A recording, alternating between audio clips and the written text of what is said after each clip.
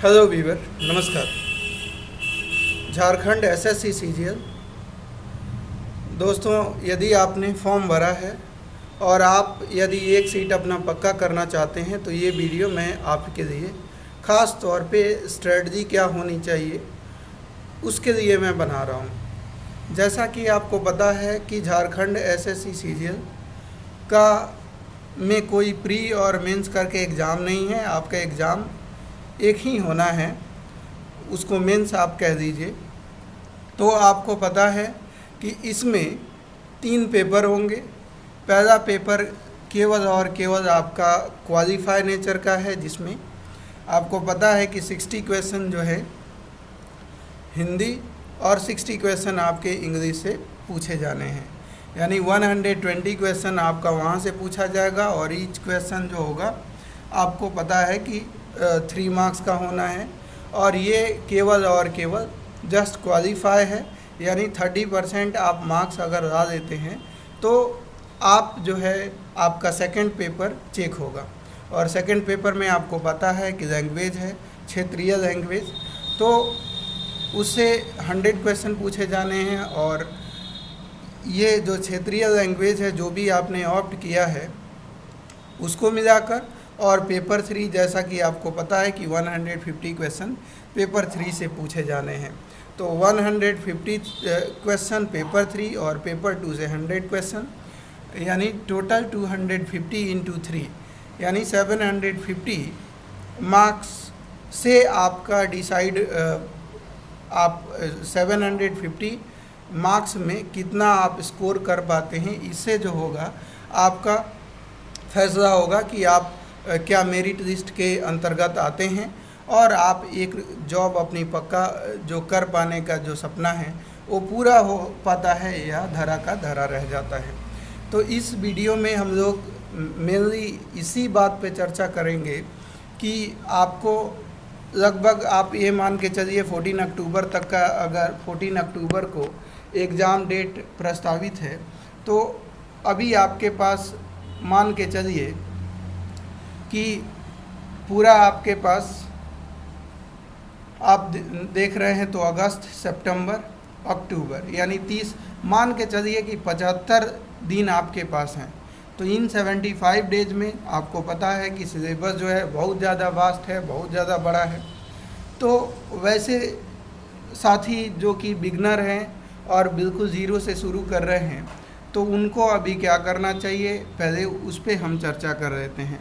तो वैसे साथी जो बिल्कुल बिगनर हैं, उन्होंने अभी जो है पढ़ाई शुरू करी है, तो अब समय आ गया है कि आप 75 दिनों में आप ये चाहेंगे कि पहले पूरा सिलेबस पढ़ते हैं और उसके बाद जो है आप जो है प्रीवियस ईयर पेपर को आप देखेंगे और उसके बाद आप जो है मॉक टेस्ट देंगे। तो ये आपके लिए सही एक आप कह सकते हैं कि टाइम टेबल नहीं होगा, सही तरीका नहीं होगा, क्योंकि इसका अगर आप देखेंगे इसके सिलेबस को तो बहुत ज़्यादा वास्ट है और पहाड़ की तरह है।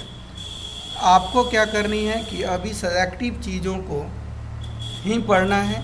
और वो सेलेक्टिव चीज़ें कैसे आप पढ़ेंगे, कैसे आप मतलब जो एग्ज़ाम में पूछे ही जाते हैं, जो एग्ज़ाम में आते ही आते हैं, उन टॉपिकों को आपको कवर करना पड़ेगा। और ये कैसे डिसाइड होगा, या तो एक तो तरीका है कि आप बहुत ही अच्छे हैं, आप जो है क्वेश्चनों को, और जब आप पढ़ रहे होते हैं तो उस जो भी चीज़ें पढ़ रहे होते हैं उसमें आपके दिमाग में कुछ पॉइंट जो है क्लिक करती हैं कि ये ऐसे क्वेश्चन पूछा जा सकता है, ये पूछा जा सकता है, तो उसमें भी समझने में समय लगता है। और यदि आपने तैयारी अगर शुरू से करी है तो वो समझना, फिर आपको नोट्स बनाना, और फिर जो है उस तरीके से आप, मुझे लगता है कि अगर इन सारे कामों में अपना एनर्जी आप वेस्ट करते रह गए तो यकीन मानिए कि एग्ज़ाम आते आते बहुत सारी चीज़ें आपकी छूट सकती हैं।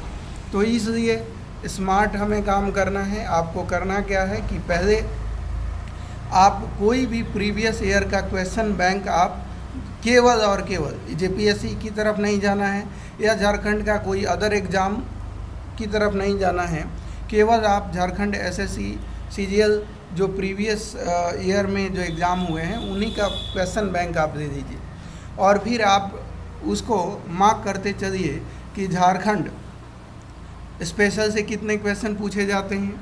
फिर आप देखिए कि जीके जो स्टैटिक पोर्शन होता है उससे कितने क्वेश्चन पूछे जाते हैं, साइंस से कितने क्वेश्चन पूछे गए हैं, और कंप्यूटर से कितने क्वेश्चन पूछे गए हैं, मैथ रीजनिंग से कितने क्वेश्चन पूछे गए हैं।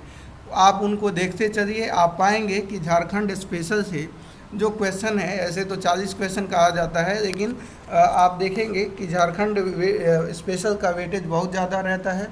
40 नहीं, आप ये मान के चलिए कि 45-46 क्वेश्चन जो होते हैं झारखंड स्पेशल से पूछे जाते हैं। तो झारखंड स्पेशल पे सबसे ज़्यादा आपको फोकस करनी है, और इसका जितना ज़्यादा से ज़्यादा, देखिए मार्केट में अभी बहुत सारे चैप्टर वाइज ऑब्जेक्टिव जो है बुक अवेलेबल है। तो आप क्या करिए कि चैप्टर वाइज आप मार्केट में कोई भी जाइए और किसी भी पब्लिकेशन की हो जिसमें एरर की संभावना कम हो, वैसे बुक को आप चैप्टर वाइज उठा दीजिए और उसको ज़्यादा जितना हो सके उतना आप प्रैक्टिस करिए।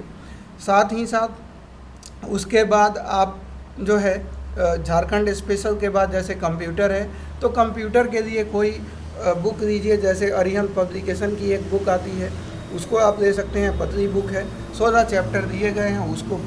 उसमें उस बुक की ये खासियत है कि पहले थ्योरी दिया गया है, और थ्योरी जैसे आप कंप्लीट एक बार पढ़ लेते हैं, पीछे जो है उसका जो है प्रीवियस ईयर में उससे रिलेटेड, उस चैप्टर से रिलेटेड जितने भी क्वेश्चन आए हुए हैं उन सारे क्वेश्चनों को उसमें दिया गया है। तो आप पहली बात कि आप थ्योरी पढ़ लीजिए, उसके बाद उस क्वेश्चनों को आप लगाइए, और 16 अगर चैप्टर है, एक दिन में 2 चैप्टर अगर पढ़ देते हैं तो 8 दिनों में आपका कंप्यूटर पूरा हो जाएगा। और मुझे आशा नहीं, विश्वास है कि 20 क्वेश्चन अगर कंप्यूटर से पूछे जाते हैं तो 18-19 आप आराम से कर सकते हैं। फिर उसके बाद हम बात करते हैं साइंस का वेटेज। आपको पता है कि 20 क्वेश्चन साइंस से पूछे जाने हैं। तो साइंस के लिए आप जो है लूसेंट से बढ़िया कोई बुक नहीं है, लूसेंट का बुक लीजिए और उसको आप पढ़ जाइए। पढ़ने के बाद जो है आप, लूसेंट की भी खासियत यही है कि लास्ट में जो भी आप पढ़ रहे हैं उसका प्रीवियस ईयर में आए हुए क्वेश्चन, और साथ ही साथ जो है वहाँ पे जो एग्ज़ाम के पॉइंट ऑफ व्यू से इम्पोर्टेंट हो सकता है उसको हाईलाइट किया गया है। तो सारी चीज़ें आपको नहीं पढ़नी हैं जो आपको आपके काम की चीज़ें हैं। जैसे कि आप देखेंगे झारखंड एसएससी सीजीएल के सिलेबस को, तो उसमें सीधा सीधा बोला है कि जो एक कॉमन इंसान से एक्सपेक्टेशन साइंस की जाती है वैसे ही क्वेश्चन रहेंगे। तो 12th आप लूसेंट को देखेंगे तो उसमें बहुत सारी चीज़ें आपको मिलेंगी जो 12th स्टैंडर्ड तक की दी गई हैं। तो वैसे क्वेश्चनों को, वैसे पॉइंट को आपको अवॉइड करना है, और कोशिश करनी है कि 9th और 10th जो एनसीईआरटी में जो चैप्टर दिए गए हैं उन चैप्टरों को एक बार लिख लीजिए, और लिखने के बाद उन्हीं चैप्टरों को आप लूसेंट से करिए। निश्चित तौर पे आप अगर इस तरह से काम कर देते हैं तो साइंस भी आपका अच्छा हो जाएगा, और ये मान के चलिए कि साइंस में भी आप 18-17 मार्क्स आप ज़रूर ऑब्टेन कर पाएंगे। उसके बाद हम मैथ और रीजनिंग की बात करें तो मैथ रीजनिंग में जो भी आप मार्केट से प्रैक्टिस सेट्स लेंगे या ऑनलाइन ऑफलाइन जो भी आपका सोर्स होगा, उससे मैथ और रीजनिंग जो है लगाने, केवल प्रैक्टिस करने की चीज़ है। आप ज़्यादा से ज़्यादा जितना हो सके उतना प्रैक्टिस कर दीजिए। 50 अगर क्वेश्चन दोनों मिलाकर पूछे जाएंगे तो उसमें भी आप 47-48 स्कोर खड़ा कर सकते हैं। अब प्रश्न उठता है कि जीके के लिए क्या करें। तो फ्रेंड, जीके के लिए मैं ये कहूँगा कि आप प्रीवियस ईयर क्वेश्चन पे फोकस कीजिए, झारखंड करंट अफेयर पे फोकस कर दीजिए, इन दोनों काम को करिए, है ना। क्योंकि अगर लूसेंट पढ़ने बैठेंगे तो अगर आपने पहले पढ़ लिया है, फिर आप अगर बिगनर नहीं है, पहले आपने लूसेंट पढ़ा है, तो फिर लूसेंट के साथ जा सकते हैं। अदरवाइज मैं ये सलाह दूंगा कि यदि आप फ्रेशर हैं, बिल्कुल शुरू से स्टार्ट कर रहे हैं, तो आप प्रीवियस ईयर क्वेश्चनों को ज़्यादा प्रेफर कीजिए, साथ ही साथ झारखंड करंट अफेयर्स को फोकस कीजिए। ठीक है, ये कर देते हैं तो यकीन मानिए कि आप एक सीट अपना निश्चित पक्का कर पाएंगे, इसमें कोई दो राय नहीं है।